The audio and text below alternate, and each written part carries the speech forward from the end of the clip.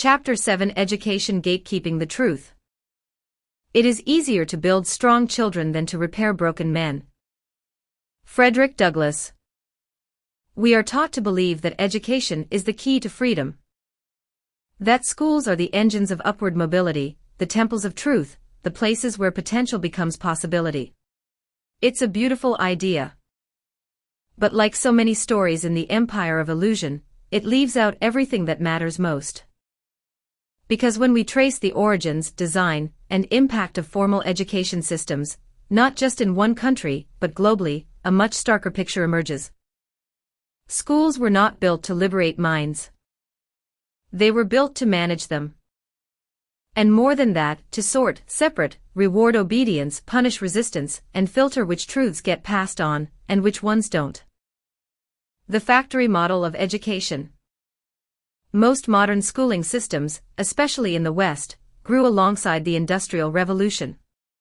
The goal wasn't just literacy. It was discipline. Bell schedules. Uniforms. Single-file lines. Standardized tests. All of these were borrowed from the logic of the factory. Education was designed to train workers to follow rules, respect hierarchies, and arrive on time. Produce citizens who wouldn't question the system that educated them. Sort populations by intelligence, race, class, and gender. It was less about unlocking genius, and more about producing manageable labor for capitalist economies. Even today, that legacy remains, especially in how schools are funded, staffed, and assessed. Curricula that protect power. We tend to think of education as a transmission of truth. But who decides which truths are transmitted? Curricula are not neutral. They are political documents, shaped by the ideologies of those in charge, school boards, ministries, donors, and governments. That's why history books glorify conquest and sanitize genocide. Economics textbooks normalize capitalism without critique. Literature courses center white, male, colonial voices. Science and health classes avoid conversations about race, gender, or inequality. When education does address injustice, it's often framed as past tense, something that's been overcome, not something ongoing. This selective storytelling creates generations of people who know just enough to function, but not enough to disrupt. Obedience as a learning outcome. Most schools don't explicitly teach obedience. They don't need to. It's built into the architecture. Raise your hand. Ask permission to speak. Sit still. Memorize. Don't question the test. Don't challenge the teacher. These aren't just rules. They're psychological training. They prepare children to accept bureaucratic authority, tolerate monotony, and believe that success comes from following instructions. The hidden curriculum is simple.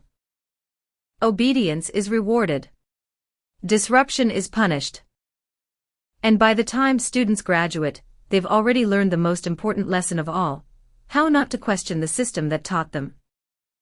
The credentialing scam. For those who do succeed in school, who climb the ladder, earn the grades, get the degrees, a new illusion kicks in. Meritocracy. We are told that credentials are proof of capability, and that capability is what earns access to jobs, influence, and stability. But that's not how power works. In reality, credentials serve as gatekeepers, filtering who gets to enter elite institutions, who gets heard, and who remains invisible. Access to elite education is often determined by wealth, geography, race, and legacy.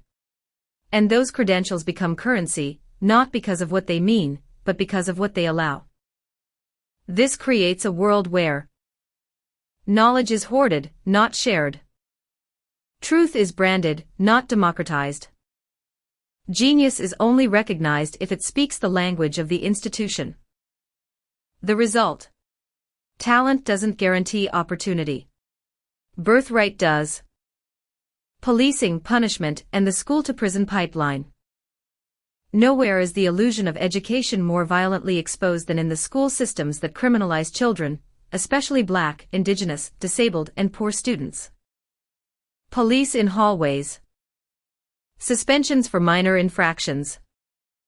Arrests for behavior that should be met with care.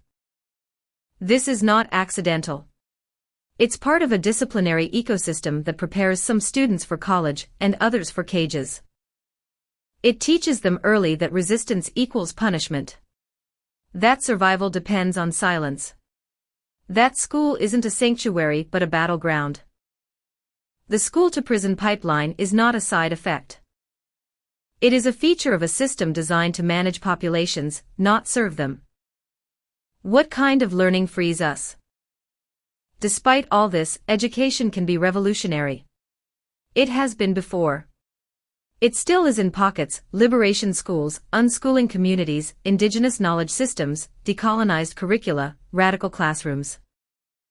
But this kind of learning is rare, not because it's impossible, but because it's dangerous to the status quo.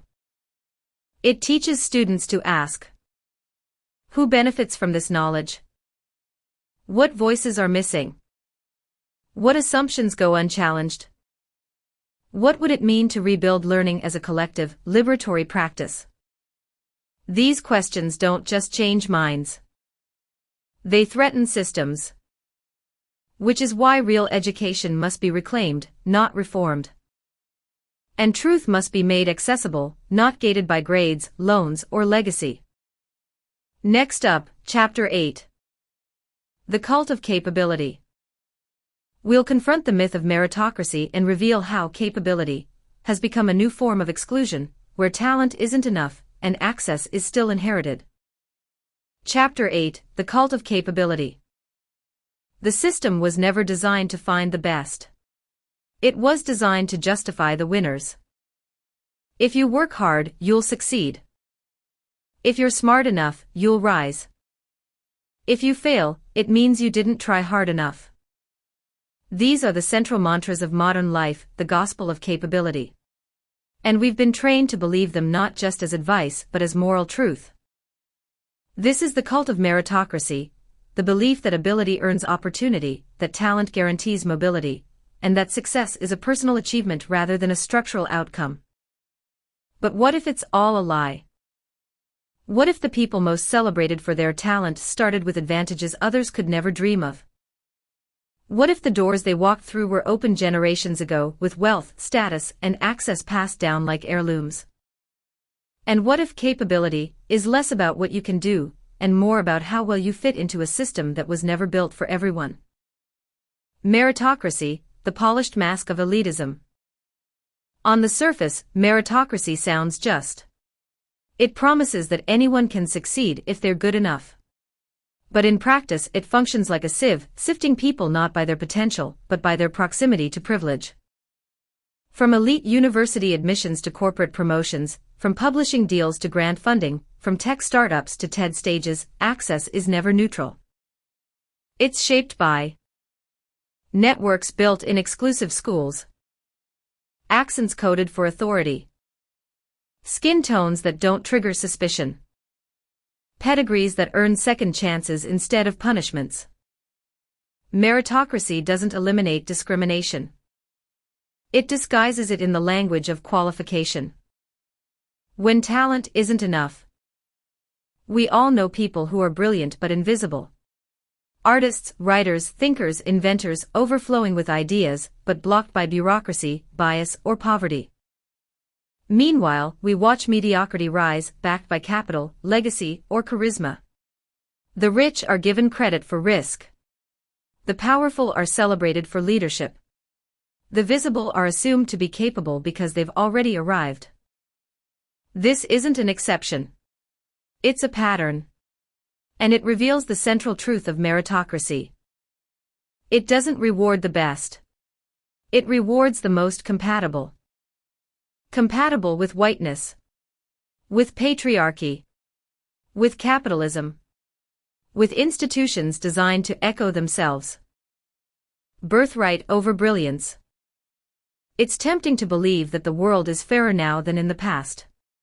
That unlike the old aristocracies, modern systems reward what you do, not where you come from. But the data tells a different story. Children born into wealth are more likely to stay wealthy, regardless of effort. Legacy admissions, donor influence, and networking give the already powerful an edge at every stage. First-generation students and marginalized applicants face more debt, fewer opportunities, and harsher penalties for failure. Workplace discrimination, based on race, gender, disability, sexuality, continues despite qualifications. Capability matters. But context matters more. And when birthright sets the rules, even excellence becomes expendable. The myth of the self-made. We love stories of self-made success. The dropout billionaire. The immigrant hustler. The lone genius in a garage. These narratives fuel the dream that anyone can rise.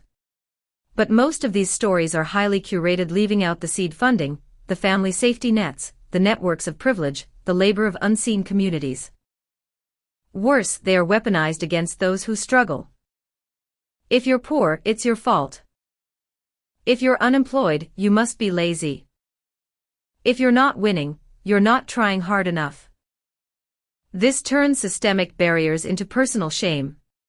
It makes people blame themselves for failing in a game that was never fair. Reframing worth beyond output. The cult of capability trains us to measure human value by output, grades, income, followers, productivity, prestige. But this measurement is inhumane. It erases the wisdom of people without credentials, the labor of caregivers and community builders, the creativity that doesn't fit capitalist timelines, the value of rest, resistance, and repair. A world built on performance will always exploit. A world built on recognition might finally begin to heal. Breaking the cult. To dismantle the cult of capability, we don't need to deny talent, we need to redefine value. We must ask: who sets the standards for success? Who gets to be called gifted and why? What does a system look like when it centers justice, not just results? Real equity means more than giving everyone a shot. It means questioning the entire system of shots. Because until we stop worshipping the winners and start interrogating the rules, the cult will survive, and with it, the illusion that excellence is enough. Next up. Chapter 9. The Psychology of Whiteness and Power. We'll uncover how identity, especially white identity, has been shaped not as culture, but as a protective mechanism for power, and how guilt, silence, and defensiveness perpetuate inequality under the guise of innocence.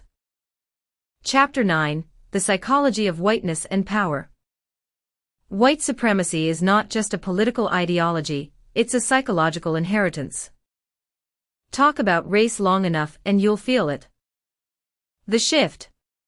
The silence. The tension in the room. The way white bodies tighten, posture, apologize, or retreat. The way conversations become calculations, what to say, what not to say, how to be good without being uncomfortable. This isn't accidental. It's psychological design. Because whiteness, as it has evolved in modern systems, is not simply a phenotype or a cultural background. It is a protective identity constructed over centuries to shield power from accountability, to offer innocence without responsibility, and to maintain control even while appearing neutral. To name it is not an attack on individuals. It's a reckoning with how systems encode identity into behavior, benefit, and belief. Whiteness as a political invention. Whiteness didn't always exist, not as we understand it today. In early colonial America, poor Europeans, Africans, and indigenous people often worked side by side, exploited by the same landowners and overlords. But as uprisings grew, elites feared rebellion and invented a racial caste system to divide the masses. Laws were passed to grant poor Europeans privileges, land protection, legal standing, while denying the same to Africans and indigenous peoples. Thus, whiteness was born not as heritage, but as hierarchy. It was never about culture. It was about control. And that logic lives on. Whiteness operates as an exemption from suspicion, from punishment, from generational harm. The invisibility of dominance. The power of whiteness lies in its ability to appear neutral. Ask many white people about their racial identity, and they'll say, "I don't think of myself as having one." That's not coincidence. That's conditioning. To be white in most societies is to be seen as the default, the objective observer, the reasonable voice, the credible expert. Whiteness becomes invisible until it's challenged. Then it flares up as defensiveness, discomfort, or denial. This is not moral failure. It's psychological inheritance. But inheritance, if unexamined, becomes ideology. Guilt, silence, and the performance of innocence. As conversations about race deepen, many white people feel guilt.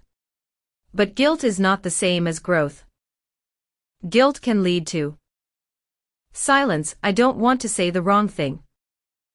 Deflection, "Not all white people." Fragility, "This feels like an attack." Overcompensation, "I'm one of the good ones." These reactions are understandable, but they serve the system. They center white feelings instead of Black or Indigenous lives.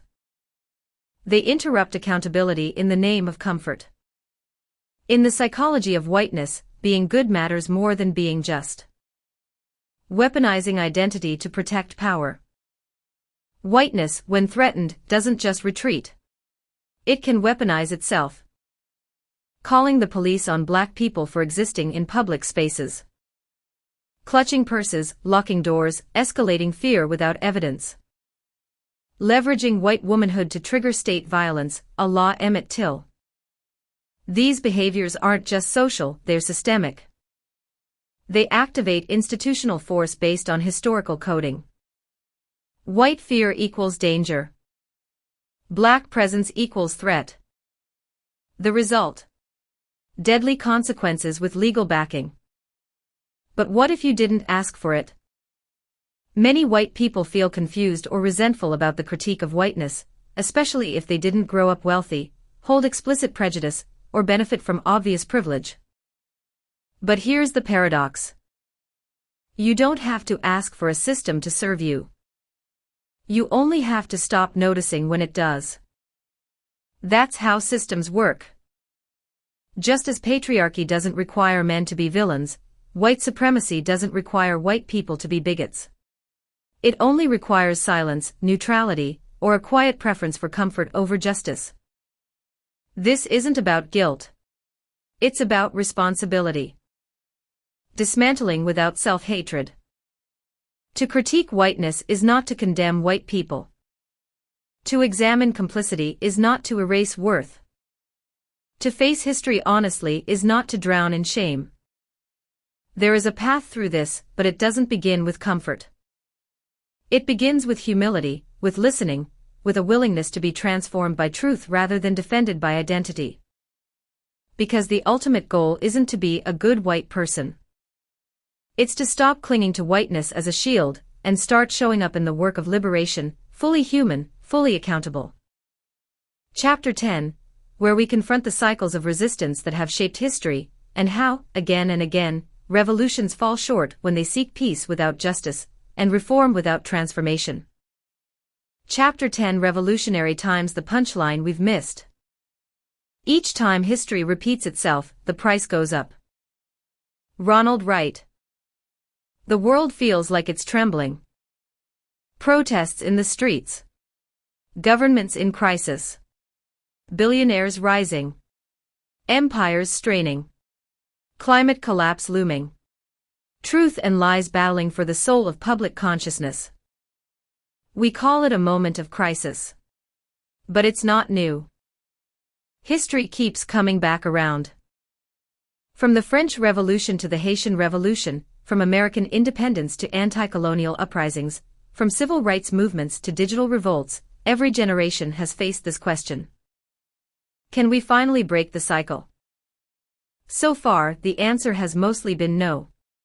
Because something keeps getting lost along the way. Something crucial that separates rebellion from revolution, and protest from true liberation. And that something is justice. Revolutions that reorganize the same game. Most revolutions promise to tear down the old order. But many just reshuffle the hierarchy, new leaders, same rules. A new flag, same violence. A fresh constitution, same control. The US overthrew monarchy but kept slavery. France killed kings, then installed new emperors. Haiti won freedom but was economically punished for a century. Post-colonial nations gained sovereignty but inherited debt, surveillance, and elite control.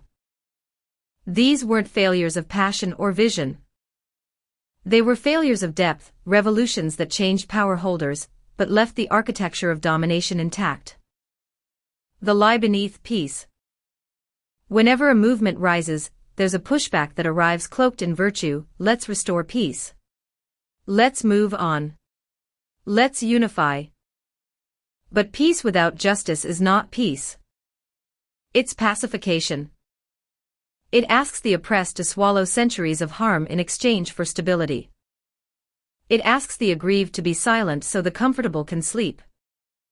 It asks for healing before honesty, and forgiveness before repair. This is not healing. It's maintenance. And it ensures that every revolution becomes a reset button, not a rupture. Why humanity keeps repeating itself. Systems don't just defend themselves with guns. They defend themselves with narratives. That progress is inevitable. That the worst is behind us. That we're all in this together. That the law is neutral. That change takes time. These narratives absorb rebellion, soften its edges, delay its urgency, and offer symbolic victories in place of systemic change. The oppressed are told to wait. The powerful are told to be patient. And the cycle begins again. Civilized behavior as submission. What we often call civilized behavior is just coded obedience. It teaches people how to behave under oppression. Stay polite. Use the right language.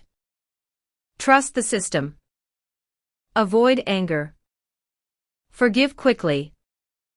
But true justice is never tidy. It's disruptive. Messy. Loud. Uncomfortable. Civilization, as we've built it, has never required justice, it has only required compliance. And the deeper truth is this. If civilization depends on silence, it was never civilized to begin with. Revolution as spiritual unlearning. Real revolution isn't just political, it's psychological and spiritual. It means unlearning what we were taught to believe is normal. That some people deserve more than others. That wealth equals worth. That obedience is safety. That survival means silence. That justice can be delayed. It means healing the parts of us that were trained to comply, to submit, to perform goodness while internalizing powerlessness. It means breaking the spell, not just externally but within. Because systems don't survive on violence alone. They survive because we believe in them. The punchline we've missed. The punchline isn't that history repeats itself. It's that we keep mistaking rebranding for rebirth. We overthrow kings but keep their castles. We cancel tyrants but keep their tools. We write new laws with the same hands that wrote the old ones. Real revolution means refusing to play by the old rules. It means asking, who does this system serve? Who is still left out? What are we willing to let die so something real can live? And perhaps most powerfully, what would we build if we weren't afraid to start over? Up next, Chapter 11. A New Law for a New World asks the hardest question yet, not what must be torn down, but what could be built in its place. This chapter invites us to imagine justice that doesn't replicate oppression, and law that doesn't serve power, but instead honors truth, restores dignity, and redistributes voice, space, and possibility. Chapter 11. A New Law for a New World. The master's tools will never dismantle the master's house. Audre Lorde. We've walked through centuries of theft, control, manipulation, and myth. We've seen how law became a license to steal. How wealth was extracted, then protected by policy. How education filtered truth. How identity became a weapon. How revolutions stopped short of transformation. So now comes the hardest part. If we don't want this system, what do we want instead? Because critique alone is not enough. Destruction without imagination is just despair. And so, we begin again with a question that has haunted justice seekers for generations. What would law look like if it was built not to protect power but to protect people? Justice beyond punishment. Most legal systems are built on one assumption: punishment deters harm. But that's a myth. Prisons don't heal violence. Fines don't restore balance. Surveillance doesn't build trust. Policing doesn't equal safety. These mechanisms aren't about justice. They're about control and containment. A new world demands a new kind of law, one that doesn't reduce justice to punishment but expands it to include restoration. What was harmed? How can it be made whole? Accountability. Who caused the harm? Who was affected? Healing. What do communities need to process trauma and prevent recurrence? Prevention. What systems created the conditions for harm? This is the foundation of transformative justice already practiced in indigenous communities, abolitionist circles, and grassroots collectives around the world. It's not hypothetical. It's already real. We just have to choose it. Redistribution as repair. We can't talk about justice without talking about wealth. For centuries, power has accumulated through theft of land, labor, resources, culture. And that wealth compounds, generation after generation. Any real vision of justice must include redistribution. Not charity. Not opportunity zones. Not tax breaks for billionaires. But reparation as acknowledgement, repair, and return. Land back to indigenous communities. Debt forgiveness for the exploited and excluded. Universal access to housing, healthcare, and education. Restitution for those harmed by state violence, incarceration, and systemic exclusion. This isn't radical. It's rational. If the system stole for centuries, it must give back. Truth without permission. A new law would not gatekeep truth. It would protect the tellers. Today, whistleblowers are jailed. Journalists are surveilled. Histories are erased. Curricula are censored. But real justice cannot exist without truth. Imagine a system where survivors are believed without being re-traumatized. Histories are taught with full context. Communities get to tell their own stories. Free speech is not a weapon of the powerful but a tool for the unheard. This isn't about opinion. It's about voice as a human right. Space that belongs to everyone. Power is often measured in square footage. Gated communities. Private beaches. Corporate campuses. Luxury high-rises. Meanwhile, public space is policed, surveilled, or sold off. But a new law would ask: who has space to rest, to gather, to protest, to create? Who is displaced when markets rise? Who is welcome and who is criminalized? Justice requires spatial equity, urban design that centers community, public joy, access, and care. It means designing cities not for investors but for people. It means land is not for profit. It's for living. A spiritual awakening of the legal imagination. Ultimately, this isn't just about policy. It's about a spiritual shift. The current legal system is built on fear of chaos, of scarcity, of retribution. It sees humans as dangerous, economies as sacred, and the state as a necessary enforcer. But what if law began from a different assumption? That people are capable of healing. That community is stronger than punishment. That dignity is not a reward but a birthright. This shift is already happening in mutual aid networks, cooperative economies, indigenous governance, community defense, and restorative practices. We don't need to wait for permission. We just need to stop pretending the old rules are the only ones that matter. It won't be perfect. But it will be ours. A new world will be messy. Imperfect. Full of contradictions.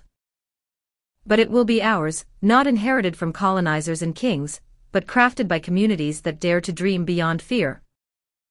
The question is not whether we can build new laws.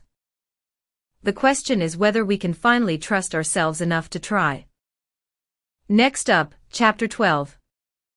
My Story, A White Man's Reckoning. We close the book with a personal reflection on transformation, accountability, and the intimate process of letting go of privilege, not out of shame, but out of care for what comes next. Now entering the final chapter. Chapter 12. My Story, A White Man's Reckoning, where the personal and political converge. This chapter is a vulnerable offering and acknowledgement that critique, when honest, must include the critic, that to name systems of harm is not enough if we don't also examine where we stand within them. Chapter 12. My Story, A White Man's Reckoning. You cannot dismantle what you do not see. And you cannot see what you refuse to question. This book began with fire. With anger at the theft disguised as law. With grief over the history we were never taught. With rage at systems that reward silence and punish truth. But beneath all that fire was a quieter question, one I couldn't escape. Where do I fit in all this? Because I am not writing from the margins. I am writing from within whiteness. Within manhood. Within education. Within economic safety. I have been trained consciously and unconsciously to believe that my voice matters. That my analysis is credible. That I can say these things and still be safe. And that makes this chapter the most difficult to write. Because here, I can't hide behind critique. Here, the lens turns inward. The armor I didn't know I wore. Growing up, I never thought of myself as powerful. I was taught to see racism as overt hate, not as policy. I was taught to think of sexism as something other men did, not something embedded in my paychecks, my presence, or my privilege. No one ever told me that my resume would be read differently because of my name. That my mistakes would be forgiven more quickly. That my confidence would be interpreted as competence. That the system would hold me up in ways I'd never have to notice. But it did. Quietly. Repeatedly. Completely. And I wore that safety like skin. Not because I earned it, but because the system offered it to me before I even knew it had a name. Learning to listen without centering. When I first began to learn the truths this book explores, about law, history, psychology, empire, I did what many white men do. I wanted to help. I wanted to use my voice. I wanted to speak truth to power. But too often, that meant speaking over others. Or speaking for them. Or speaking too soon, before I had done the deeper work of listening. I've learned sometimes painfully that being on the right side isn't enough. That performance is not solidarity. That guilt is not transformation. And most of all, that reparative presence requires restraint. To support movements without hijacking them. To name truth without turning it into a TED Talk. To ask, often, is this mine to say? And who said it first? Critique as an act of care. There are people who will say this book is too harsh, that it attacks civilization, that it divides people, that it's unpatriotic. To them, I say, critique is not betrayal. It's an act of care. I wrote this book not because I hate where I'm from, but because I refuse to lie about it. I wrote it because I believe healing is possible. But healing is not pretending. Healing begins at the wound, and the wound is old and deep and still bleeding. Letting go of the illusions. This journey has forced me to let go of a lot. The idea that law is inherently just. The belief that education alone leads to enlightenment. The comfort of being seen as one of the good ones. The fantasy that change can be tidy. But what I've gained is far more valuable. Real relationships rooted in honesty. A deeper sense of history. A redefined idea of justice. And the liberating clarity that comes from seeing the whole picture, not just the part that flatters me. Finding peace on the other side of privilege. Here's the paradox. I was raised to believe that naming these systems would make me bitter, or ashamed, or guilty. But I've found something else. I've found peace, not the kind that comes from comfort, but the kind that comes from alignment. From telling the truth. From being useful in a world that needs more than cleverness or credentials. I don't claim moral superiority. I claim responsibility. Responsibility to keep learning. To stay accountable. To make room. To name what I see. And to stand in solidarity not as a savior, but as a student of justice. This isn't the end. It's the beginning. If you've made it this far, thank you. This book was never meant to be a map. It's a mirror, a torch, and a crack in the wall. What happens next is not up to the author. It's up to us, to all of us who are willing to dream harder than we defend, to imagine beyond what we've inherited, and to build a world we haven't yet seen, but deeply deserve. A world where law means healing. Where justice means